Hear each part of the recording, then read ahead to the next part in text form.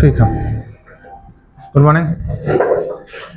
अब आज का हम लोग का टॉपिक है सैंड ब्लास्टिंग के बारे में चर्चा की जाएगी।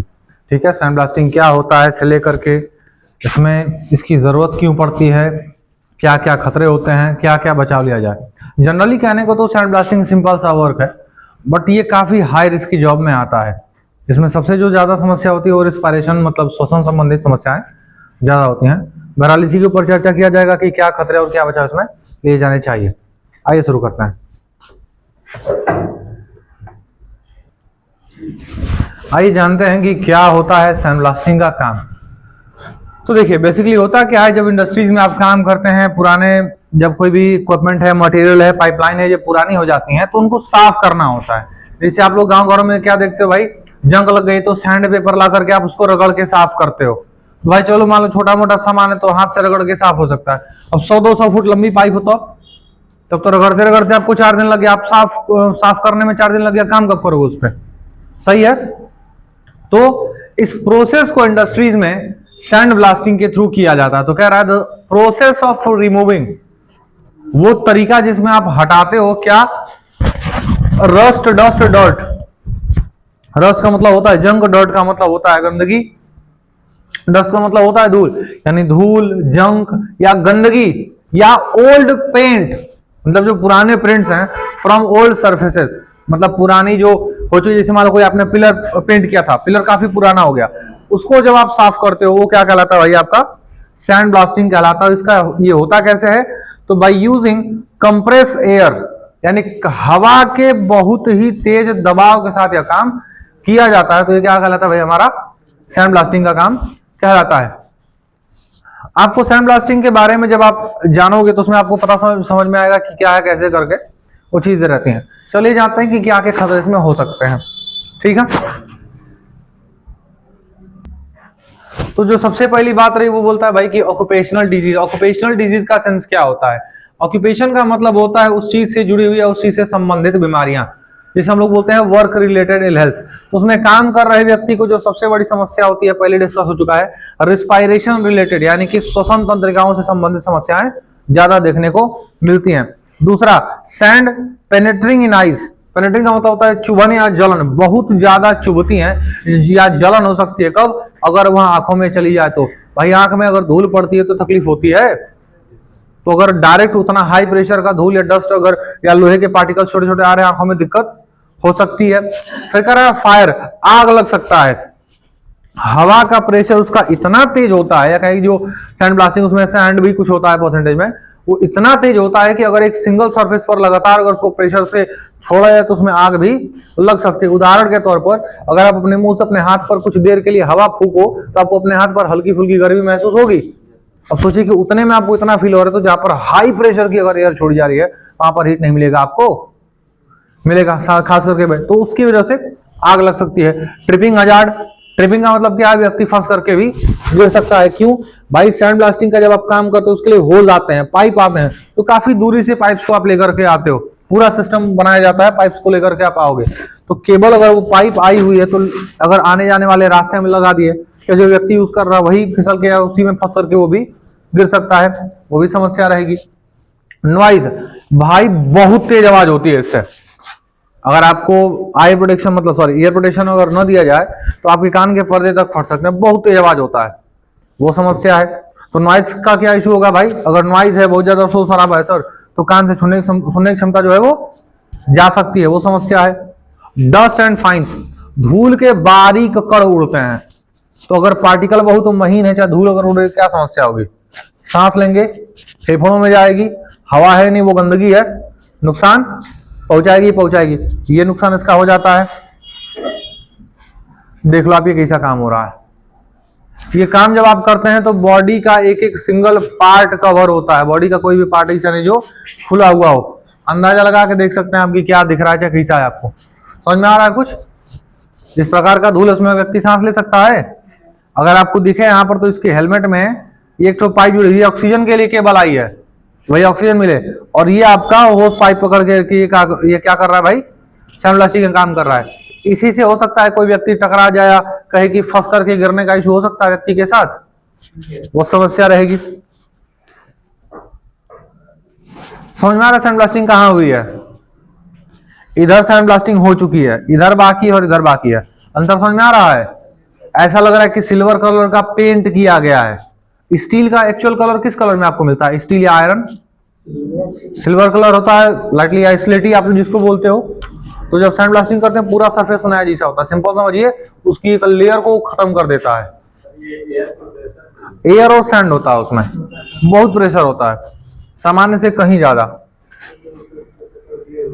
अब अंदाजा देखिए, यहाँ पर अभी कर रहा है और यहाँ पर ये कर चुका है, दिख रहा है? ये होता है, यहां पर समझिए, दिख रहा है? ये ऐसा लगेगा आपको जब आप सामने देखोगे, अगर पहली बार आप देखोगे आपको लगेगा पेंट हो रहा है, ये सरफेस पर पेंटिंग का काम हो रहा है, लेकिन ये वो चीज नहीं है। चलिए बात कर लेते हैं सर कि क्या प्रिकॉशंस लिए जाने चाहिए, क्या क्या बचाव आप ले सकते हो। तो बचाव के बारे में बात करें तो कह रहा है कि सैंड ब्लास्टिंग ऑपरेशन, यानी सैंड ब्लास्टिंग का जब भी काम करेंगे, shall be carried out at a designated place. एक ऐसे जगह पर सैंड ब्लास्टिंग का काम करिए जो जगह उस काम के लिए बनाया गया होगा। ऐसा नहीं, देखिए ये हाई रिस्क की जॉब है, तो ऐसा नहीं कि कहीं पर भी लेकर के काम करना चालू कर सकते हैं। कहीं पर काम करने में समस्या क्या होगी? सही संसाधन या सही बचाव न होने की वजह से नुकसान की संभावना बहुत ज्यादा बढ़ जाती है। तो वही कह रहा है भाई कि सैंड ब्लास्टिंग का काम करेंगे तो एक डेजिग्नेटेड वर्क प्लेस, मतलब जहां पर बताया गया होगा भाई कि हाँ यहीं पर काम होना चाहिए, वहीं पर आप काम करोगे। उसके अलावा avoid in the open space, किसी भी खुली जगहों पर आप इसका काम करने से बचिए।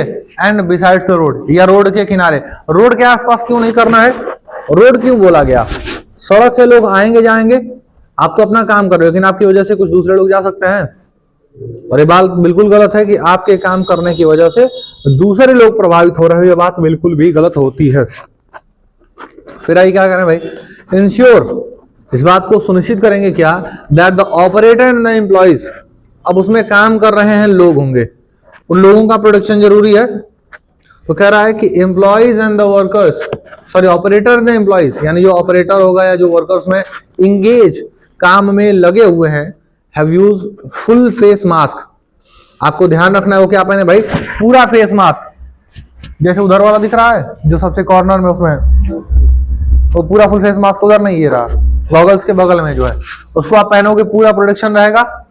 उसके अलावा अप्रॉन, लेदर अप्रॉन होता है, सामने रखा है आपके। एंड अदर एप्लीकेबल पीपी, मतलब हिसाब ये होता है कि जब आप पहनो तो बॉडी का कोई भी पार्ट बाहर दिखना नहीं चाहिए। इस बात को आपको सुनिश्चित कर लेना होगा, ये बात रहेगी। फिर करें चेक कंप्रेसर होज कनेक्शन। कंप्रेसर का होज कनेक्शन चेक करेंगे। जैसे जो पाइप आती है ना, वो कंप्रेसर से जुड़ी हुई होती है। सोचिए कि कोई पाइप, जैसे मान लो आप इसका अगर फायर हाइड्रेंट वाला आप देख लो, अगर पाइप अगर लूज हो तो क्या होगा? दिखता ना कि कितना हैवी प्रेशर के साथ वो छूटता है, वही प्रेशर इसमें रहता है। अगर वो छूटा तो क्या हो सकता है? आसपास के लोगों को चोट लग सकती है। तो वही कह रहा है कि सुनिश्चित करिए कि कंप्रेसर जो होज है वो कनेक्टेड हो सही ढंग से। Ensure that fitting will not be inadvertently during operation, मतलब इस बात का ध्यान रखिए कि जब आप पाइप को कनेक्ट किए हो तो पाइप ढीली न हो और काम के बीच में वो कहीं से खुल ना जाए, क्योंकि अगर वह खुला तो समस्याएं क्रिएट कर सकता है। क्योंकि जब वो खुल करके निकलेगा तो नॉर्मल केसेस नहीं रहेंगे, वो नॉर्मल कंडीशन में नहीं रहेगा, उसका टकराने का जो इशू है वो हमारे लिए समस्या क्रिएट कर सकता है। मतलब वो चीजें इधर उधर जाकर के किसी व्यक्ति को हिट कर सकती हैं, वो दिक्कत रहेगी। फिर कह रहा है अब आप काम कर रहे हो, काम आपका जरूरी है, तो क्या बाकी लोगों का काम रोक देंगे आप? बाकी लोगों का काम आप रोक नहीं सकते हो। तो एक काम करते हैं, हम अपने काम करने के लिए एक पूरी जगह ले लेते हैं, पूरा बंद कर देते हैं उस जगह को जहां पे हम काम करेंगे। अब आप कहेंगे सर ऑक्सीजन, तो ऑक्सीजन तो आपको बाहर से मिल रही है, आपको हवा तो बाहर से दी जा रही है। तो अंदर जैसे मान लो आपको अगर स्कार्फ वगैरह पहना दिए हैं हम, तो बाहर चाहे जैसी भी एटमॉस्फेयर हो, जैसा भी गैस हो, क्या फर्क पड़ता है? कोई दिक्कत? हमको तो अपना एयर अपने पास, हमको मिली, टेंशन क्या है? तो अब यही काम करेंगे क्या? ऑलवेज इंश्योर, इस बात को सुनिश्चित करेंगे, सुटेबल बैरियर, प्रॉपर बैरियर लगाने होंगे to protect other from flying particle, ताकि दूसरे लोगों को उन उड़ रहे पार्टिकल से नुकसान न हो। यहां पर एरिया बैरिकेशन की बात नहीं हो रही है, आपको बैरियर बनाना है ताकि उड़ने वाले जो कण है दूसरे को नुकसान न पहुंचाएं। अब एक बात आप लोग बताइए, आप ऐसा क्या कर सकते हैं कि पार्टिकल बाहर ना जाए। यदि आप बैरिकेड करेंगे तो पार्टिकल बाहर नहीं जाएगा। तब एक काम करते हैं, कपड़ा लाइए, चारों तरफ से कपड़े से ढकिए।